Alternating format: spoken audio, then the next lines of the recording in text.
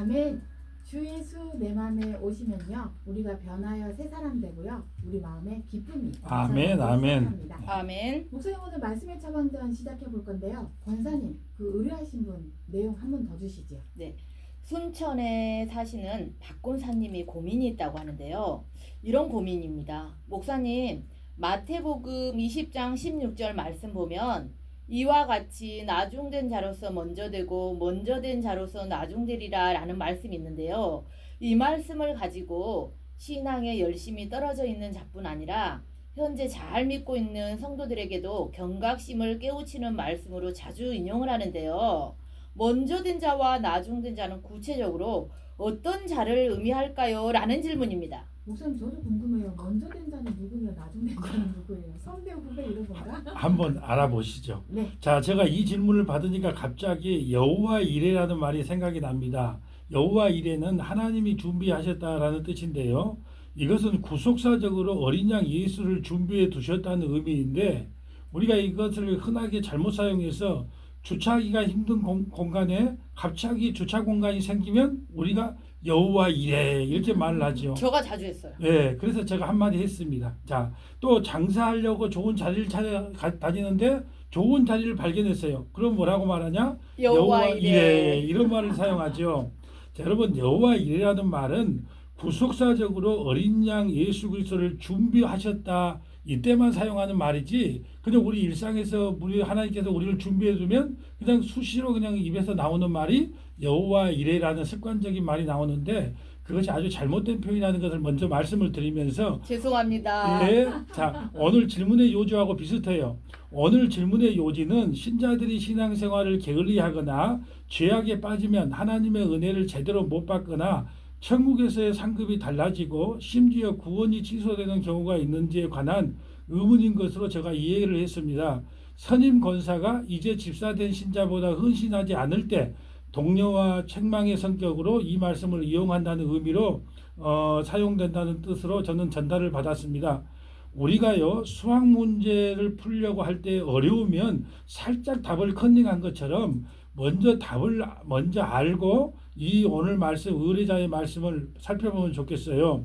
성령의 거듭남으로 한번 구원받은 성도는 비록 시험에 빠지고 죄악을 저질렀다 해도 그 구원이 취소되는 법이 절대 없는 것입니다. 말씀의 처방전 나갑니다.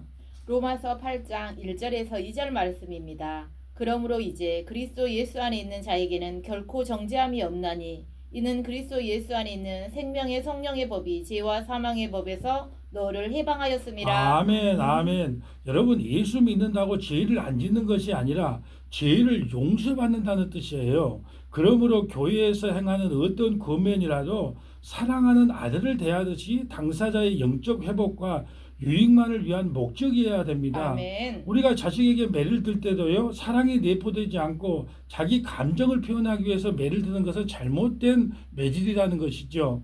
우리가 신자들에게 혹시라도 겁을 주거나 강제력을 동원해 어떤 다른 목적에 이용하려 하거나 비난 정지하는 뜻으로 이 말씀을 해석하면 절대 안 된다는 뜻입니다. 신자가 잘못을 저지를 때 구원이 취소되고 지옥 갈 수 있다고 함부로 말하는 것이 그 가장 잘못된 권면의 예입니다. 그런 식으로 신앙생활에서 구원을 받을 수 있겠어? 이렇게 핀잔을 주거나 비난을 하면 절대 안 된다는 말씀이에요. 신자 개인은 교회의 이런 잘못된 권면을 구별할 줄 아는 영적인 분별력을 가져야 하며, 그러기 위해서라도 성경을 잘 묵상하고 그리스도의 십자가의 진리를 정확하게 아셔야 합니다. 저는 베레아 성도들처럼 사도행전 17장에 사도 바울이 설교를 했음에도 불구하고 성경이 과연 그러한가 하고 성경을 상고했다 하는데, 그런 성경을 상고하는 자세가 우리 예청자 여러분에게 반드시 필요하다는 생각을 전해봅니다. 아멘.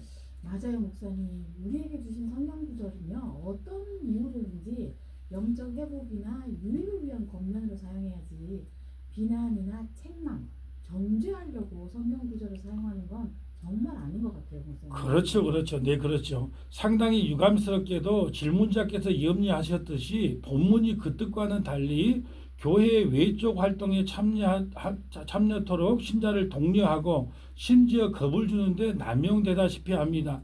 본문의 정확한 뜻은 이미 성도가 된 자가 죄를 지었기 때문에 징계를 받거나 구원이 취소된다는 것과는 전혀 상관이 없습니다. 신자들이 성경을 볼 때 가장 신경 써야 할 것은 앞뒤 문맥을 연결하여 최소한도로 한 문단 안에서의 주제로 그 뜻을 파악해야 합니다. 그러나 대부분의 신자들이 한 구절 한 구절을 따로 떼어 생각하고 그것도 자기 마음에 드는 구절만 골라 순간적으로 떠오르는 생각과 기분대로 임의로 해석해 버린다는 사실입니다. 여러분 성경책을 한번 펴서 봐보세요. 밑줄 친 것을 보면 다 여러분이 좋아하는 구절에만 표시를 해주고 밑줄을 치지는 않았습니까? 혹시 목회자들 가운데서도 이런 경우가 있습니다. 심지어 신자들 가운데에서는 한 문단이 어디에서 시작해서 어디에서 끝나는지 모르고 알려고도 하지 않는 경우가 많아요. 그래서 성경을 읽을 때는 어떤 구절이라도 반드시 그 구절이 속해 있는 문단 전체의 뜻을 생각하기 위해 동그라미를 표시해 두었기 때문에 그 동그라미를 주시해야 합니다. 동그라미로 시작하는 구절에서 다음 동그라미 표시 전까지가 한 단락인 거예요. 제가 이제 검게 동그라미를 쳐진 부분이 있어요. 지금 성경을 옆에 두고 있는 신자분들이 계신다면 성경을 한번 펴보세요. 예, 검게 동그라미를 쳐서 다음 문단 검게 동그라미를 친 그 전까지가 한 문단이에요. 한 문단. 그렇기 때문에 우리는 동그라미를 쳐진 데에서 동그라미 쳐진 그 전 한 단락까지가 한 단락인 줄 알고 그 전체 의미를 생각해 봐야 된다는 것입니다. 지금 질문하신 구절의 의미도 특별한 신학적 지식 없이 이렇게만 따져도 금방 그 정확한 의미를 알 수 있습니다. 위에 말씀드린 대로 동그라미를 찾아보면 마태복음 19장 23절부터 30절이 이 한 문단이에요. 비록 길지만은 한 문단, 다시 말해 거먹게 동그라미 친 곳에서부터 다음 동그라미 친 그 전까지를 읽어봐야 이 문단에서 이 성경 전체에서 무엇을 말씀하고 있는가가 정확히 이해가 돼요. 비록 길지만은 그 23절부터 31절까지 한번 읽어보도록 하겠습니다. 말씀의 최강절. 마태복음 19장 23절에서 30절 말씀입니다. 예수께서 제자들에게 이르시되 내가 진실로 너희에게 이르노니 부자는 천국에 들어가기가 어려우니라. 다시 너희에게 말하노니 낙타가 바늘기로 들어가는 것이 부자가 하나님의 나라에 들어가는 것보다 쉬우니라 하시니 제자들이 듣고 몹시 놀라 이르되 그렇다면 누가 구원을 얻을 수 있으리까? 예수께서 그들을 보시며 이르시되 사람으로는 할 수 없으나 하나님으로서는 다 하실 수 있느니라. 이에 베드로가 대답하여 이르되 보소서 우리가 모든 것을 버리고 주를 따라싸온데 그런즉 우리가 무엇을 얻으리까? 예수께서 이르시되 내가 진실로 너희에게 이르노니 세상이 새롭게 되어 인자가 자기 영광의 보좌에 앉을 때에 나를 따르는 너희도 12 보좌에 앉아 이스라엘 12지파를 심판하리라. 또 내 이름을 위하여 집이나 형제나 자매나 부모나 자식이나 전토를 벌인 자마다 여러 배를 받고 또 영생을 상속하리라. 그러나 먼저 된 자로서 나중되고 나중된 자로서 먼저 질 자가 많으니라. 아멘. 30절에 그러나 먼저 된 자로서 나중되고 나중된 자로서 먼저 될 자가 많으니라. 그러면 여기서 먼저 된 자가 과연 누구냐는 거예요. 23절에 보면 예수께서 제자들에게 이르시되 내가 진실로 너희에게 이르노니 부자는 천국에 들어가기가 어려우니라. 그러니까 먼저 부름을 받는 사람은 누구냐? 바로 이 부자라는 의미예요. 그렇다면 나중에 부름을 받는 사람은 누구냐? 23절에 볼까요? 자, 27절 볼까요? 이에 베드로가 대답하여 이르되 보소서 우리가 모든 것을 버리고 주를 따라서온데 그런즉 우리가 무엇을 얻으리까? 이게 나중에 부름을 받은 사람은 누구냐? 베드로의 제자들을 이야기하는 거예요. 앞뒤 문맥을 간단히 따져보아 질문하신 말씀의 뜻이 무엇인지 알아보도록 한번 제가 설명을 드릴게요. 베드로가 예수님의 제자들은 그 부자 청년과는 달리 세상의 모든 것을 대신해 주님을 선택에 따랐으니 과연 영생을 얻을 것인지 궁금해서 주님께 물어본 내용이에요. 물론 주님이 제자들을 선택하셨다는 표현이 더 정확합니다. 구원이라는 것은요 주님의 부르심이에요. 사마리아 여인을 부르셨고 또 아브라함을 부르셨고 우리 모두를 부르심이 먼저예요. 아멘. 자, 이 베드로의 질문에 예수님은 영생을 얻을 뿐 아니라 천국 보좌에서 12지파를 심판하는 영광에까지 이른다고 하면서 바로 이어서 30절에 먼저 된 자가 나중되고 나중된 자가 먼저 된다는 말씀을 하신 것이에요. 그럼 먼저 된 자와 나중된 자는 직접적으로 누구를 대비한 셈입니까? 부자 청년과 예수님의 제자들을 비교한 거예요. 부자 청년은 먼저 부름을 받은 사람이고 예수님의 제자들은 나중에 부름을 받았다는 것을 알 수가 있어요. 우리가요 루이비통 가방이 정품인가 가품인가는요 딱 보면 구별해 내는데 이 말씀을 잘 구별하지 못하는 것은 자세히 안 보기 때문이에요. 자세히 봐야 이쁘다. 성경 구절 너도 그렇다 이 말을 하고 싶네요. 자, 그러면 오늘 말씀에 왜 먼저 되고 나중된 것으로 구분을 했는지 한번 살펴보려고 합니다. 유대인으로 태어나 율법을 제대로 지키면 인간의 공적으로 구원을 얻으리라고 생각한 사람들이 먼저 된 자들이고요. 반면에 갈릴리 변방에서 율법을 제대로 알지 못한 무식한 어부들이지만 오직 세상 대신에 주님을 선택한 자들이 나중된 자들입니다. 아멘. 율법으로 구원을 얻지 못한 자가 먼저 된 자이고 은혜로 구원을 얻은 자들이 나중된 자들이에요. 아멘. 그래서 요한복음 9장에 보면 바리새인과 날 때부터 소경된 자가 등장하는데요. 바리새인이 먼저 된 자고 날 때부터 소경된 자는 나중된 자예요. 그런데 나중된 소경은 구원을 받고 먼저 된 바리새인들은 예수님을 믿지 않는 내용과 일맥상통하다는 뜻입니다. 아멘. 와, 목사님 너무 깔끔하게 잘 정리해 주셔서 이해가 확 됐어요.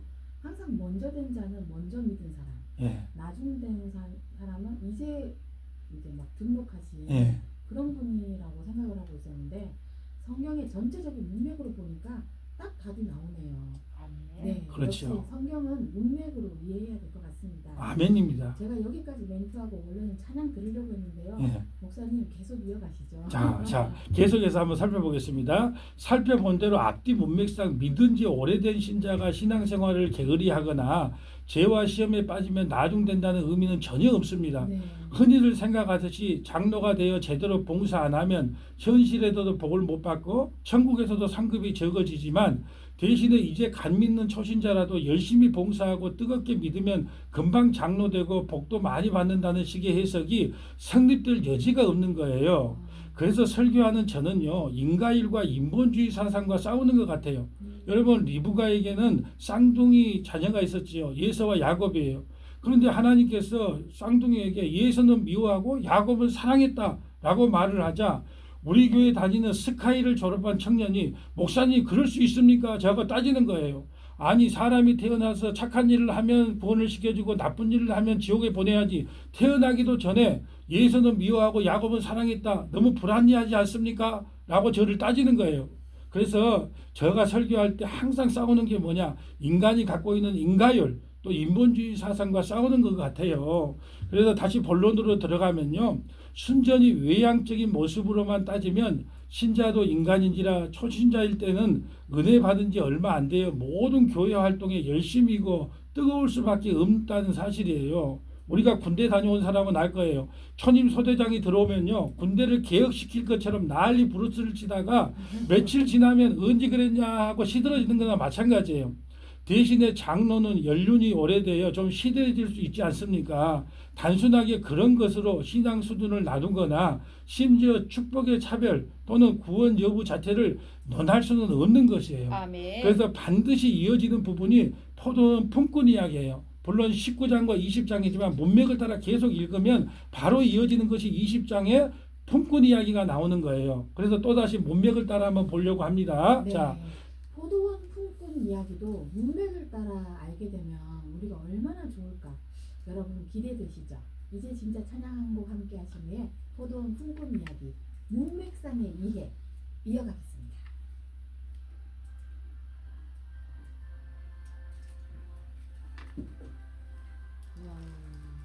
진짜 너무 좋은데요. 제가 하고 싶은 신앙 상담은 원래 이런 겁니다. 인과율과 인본주의와의 싸움 맞는 것 같아요. 설교는 우리 인간이 갖고 있는 인과율, 인본주의 사상이 있어요. 그거와 매일 다투는 거 싸우는 거 성도들이 싫어할 수밖에 없어. 진짜 설교를 전하면 왜요? 내가한테 맞는 이야기 하나도 없거든. 예.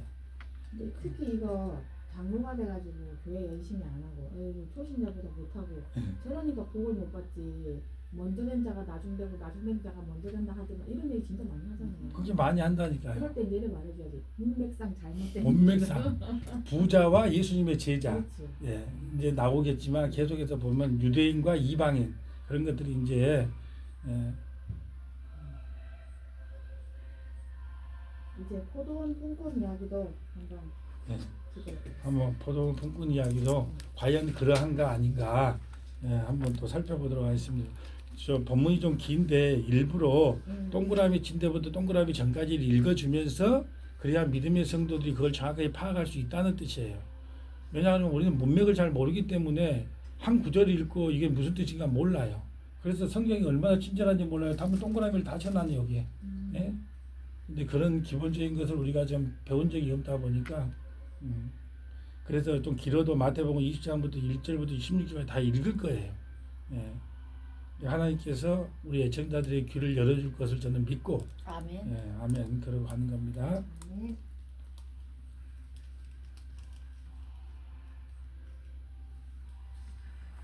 포도나무 찾고 있어요 지금 찬양.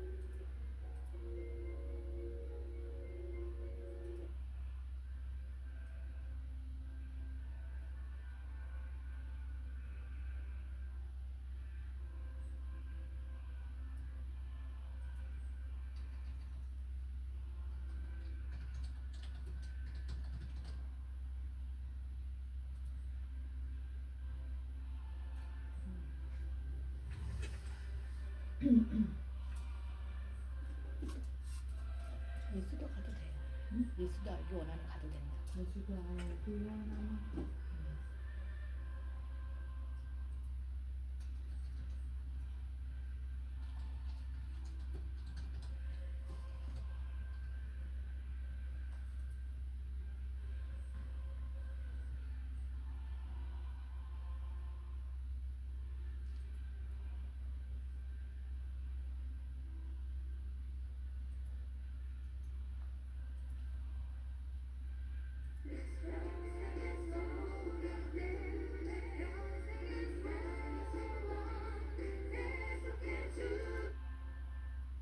찬송가로 가는 게 좋을까? 20초.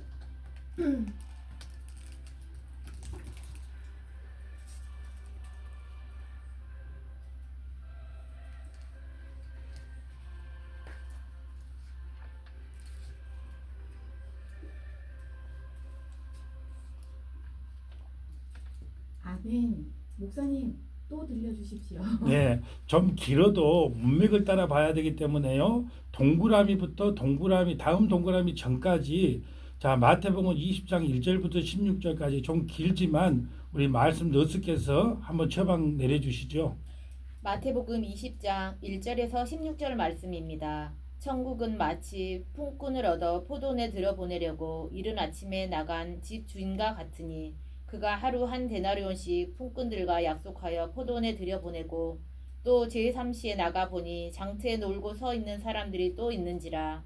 그들에게 이르되 너희도 포도원에 들어가라. 내가 너희에게 상당하게 주리라 하니 그들이 가고 제6시와 제9시에 또 나가 그와 같이 하고 제11시에도 나가보니 서 있는 사람들이 또 있는지라. 이르되 너희는 어찌하여 종일토록 놀고 여기 서 있느냐.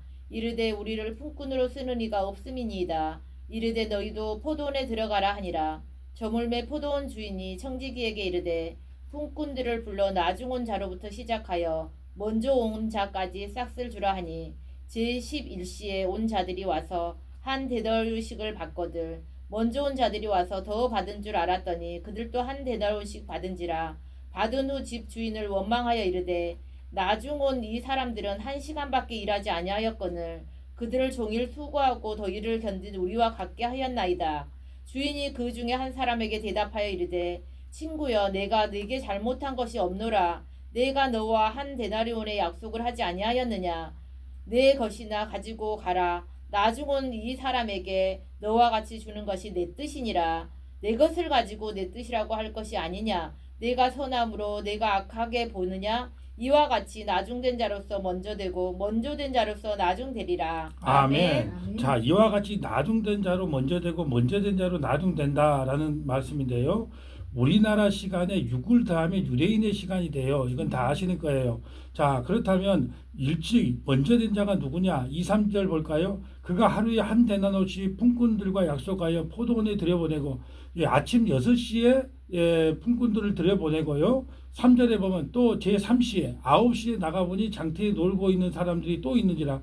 그러니까 먼저 부름을 받은 사람들은 뭐냐? 2, 3절과 같이 먼저 부름을 받았다는 것은 유대인들을 상징하고 있고요. 6절에 보면 제11시에 나가보니 서 있는 사람들이 또 있는 11시는 5시. 그러니까 1시간밖에 일할 수 없는 그 품꾼을 불렀다는 것은 이방인들을 상징하고 있다는 것입니다. 그래서 여기서 말하는 것은 나중된 자로 먼저 되고, 자, 나중된 자는 뭐냐? 이방인들을 상징하고 먼저 부름을 받는 것은 유대인을 상징합니다. 로마서 11장에 보면요. 이스라엘의 구원과 이방인의 구원에 대하여 정확하게 설명을 하고 있는데요. 로마서 11장 30절에 보면 이런 말씀이 있어요. 너희가 전에는 하나님께 순종하지 아니하더니, 이스라엘이 순종하지 아니함으로 먼저 된 자가 순종하지 아니함으로 이제 긍휼을 입었는지라가 이방인들이 구원받는 사건이 설명되어 있어요. 너희가 전에는 하나님께 순종하지 아니하더니 이스라엘이 순종하지 아니함으로 유대인이 순종하지 아니함으로 이제 이방인들에게 긍휼을 입었느니라라는 구절이 있단 말씀이죠. 아멘. 이 비유의 초점은 모든 사람에게 일할 시간과 상관없이 한 데나리오씩 주는 이유는 오직 그것이 주인의 뜻 때문이라는 것입니다. 그 품삯은 영생을 의미하지요. 아멘. 하나님이 인간의 일한 것과 상관없이 당신 뜻대로 모든 자에게 오직 자신의 주관적 선택과 은혜로 구원을 선물로 주신다는 내용입니다. 아멘. 자, 말씀의 처방전입니다. 로마서 9장 15절에서 18절 말씀입니다. 모세에게 이르시되 내가 긍휼히 여길 자를 긍휼히 여기고 불쌍히 여길 자를 불쌍히 여기리라 하였으니 그런즉 원하는 자로 말미암음도 아니요 다른 박질하는 자로 말미암음도 아니요 오직 긍휼히 여기시는 하나님으로 말미암이니라. 성경이 바로에게 이르시되 내가 이 일을 위하여 너를 세웠으니 곧 너로 말미암아 내 능력을 보이고 내 이름이 온 땅에 전파되게 하려 함이라 하셨으니 그런즉 하나님께서 하고자 하시는 자를 긍휼히 여기시고 하고자 하시는 자를 완악하게 하시느니라. 아멘. 모세와 바로를 비교하면서 말씀하시죠. 모세에게 이르시되 내가 긍휼히 여길 자를 긍휼히 여기고 불쌍히 여길 자를 불쌍히 여기노라. 그런데 근데 우리가 17절에 보면 16절에 보면 그러면 원하는 자로 말미암도 아니요 다른 질하는 자로 말미암도 아니요 오직 긍휼히 여신 하나님으로 말미암아 우리가 구원을 받는다는 거예요. 구원이라는 것은요 하나님의 절대 주권입니다. 아멘. 왜 우리가 이단에 많이 빠진 줄 아세요? 구원의 욕구가 너무 강해요. 구원은 하나님의 전적인 선물임에도 불구하고 구원의 욕구가 너무 강하기 때문에 이단에 빠져요. 그러므로 하나님이 하시는 모든 일은 선하다는 뜻입니다. 아멘. 그런데 먼저 온 일꾼들은 유대인들입니다. 제사장 나라로 먼저 부름을 받은 자들이 유대인들이거든요. 그들은 선민이 되었고 율법을 받아 열심히 율법을 준행했으므로 자기들은 이방인과 다른 특별한 취급을 받을 것이라고 기대했습니다. 그러지 못하자 하나님을 악하다고 불평을 합니다. 집주인이 내가 선함으로 내가 악하다고 보느냐라고 말을 한 것과 같아요. 제사장 나라로 부름을 받은 자는 이방인 나라가 구원을 받는 걸 보고 기뻐하는 것이 당연한데 그렇게 하지 못하는 것에 대한 질책인 거예요. 하나님의 뜻은 나중에 택함을 받은 이방인들이든 먼저 선택받은 유대인들이든 오직 하나님의 선하신 뜻에 따라 누구나 죽게 오는 자는 공평하게 다 구원을 한다는 것입니다. 아멘. 한편 강도나 사도 바울이나 오직 믿음으로 오직 은혜로 구원을 받는다는 것입니다. 예수의 핏뿌림으로만 구원을 받는다는 것을 지금 말씀하고 있는 것이에요. 아멘. 따라서 과수원에 먼저 일한 자는 유대인이고 나중에 불러와 일한 자는 이방인입니다. 이 비유 또한 이미 구원받은 신자가 죄 짓고 게으른 것과는 전혀 관계가 없다는 내용이에요. 네, 정말 문맥을 따라 이해하는 게 참 중요합니다. 먼저 부름받은 사람은 유대인, 나중에 부름받은 사람은 이방인인데 그 먼저 부름받은 사람이 선민의식에 빠져가지고 은혜를 망각했다는 얘기잖아요. 예, 그렇죠. 성경을 한 절만 두고 생각하는 것과 전체 문맥에서 분석해 보는 것이 얼마나 차이가 나는지 우리는 알 수 있습니다. 또 앞뒤 줄거리와 주제만 따져보아도 신학적 지식이나 주석을 참고하지 않아도 얼마든지 내용을 깊이 알 수 있다는 것입니다.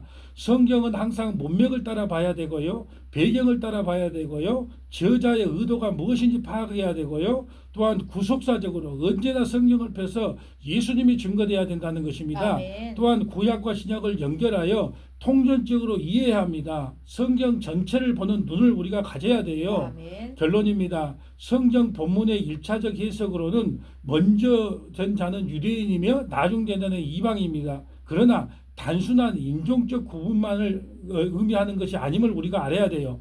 인간의 공적으로 구원을 받을 수 있다고 착각하는 사람을 먼저 된 자들이라고 말씀하고요.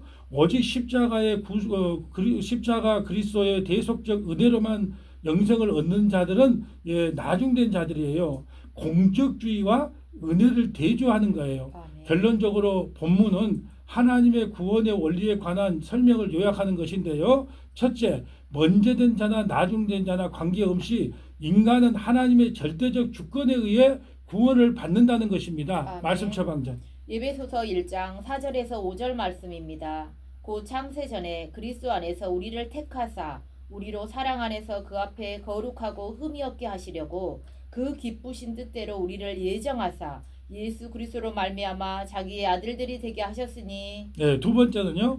그 주권에 관해 인간은 누구도 의의를 제기할 수 없다는 것입니다. 말씀 처방전. 로마서 9장 20절에서 21절 말씀입니다.